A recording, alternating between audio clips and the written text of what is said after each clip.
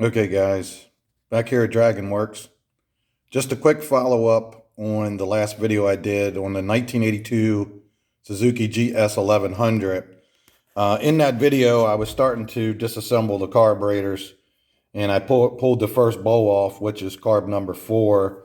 And I showed you in the video how this float basically goes all the way. It's full range. There is no height adjustment set here, and it was not reacting to the needle valve down underneath it whatsoever. So that carburetor is inoperative.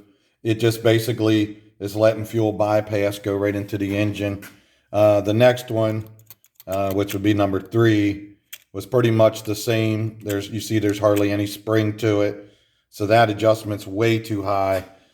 Number 2 carburetor actually was a little bit better. It does have some spring, so it is coming in contact with the needle valve there, but the height is still too high.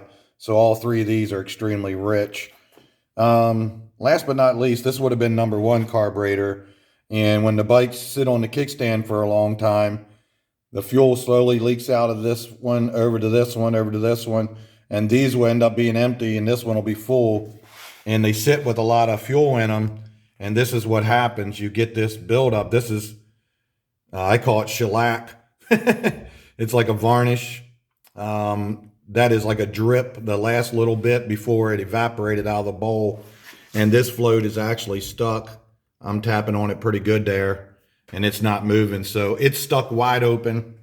And then, of course, when these are turned, again, these carburetors are upside down. So when they're turned the other way and the fuel comes in and these float up, they're not actually shutting the fuel off because they go all the way and it's still not contacting with the needle valve. So that just kind of goes to show you. I get people all the time, they'll say, oh, it shouldn't take you long to get it running. I don't think you need to clean the carburetors or none of that, you know. Should be like a half a day's work or something. I hear stuff like that all the time, and I do it every day, so I already know better. I know what I'm going to find. This is not unusual, but I just wanted to kind of show you a little update on the 1982 GS1100. More to come.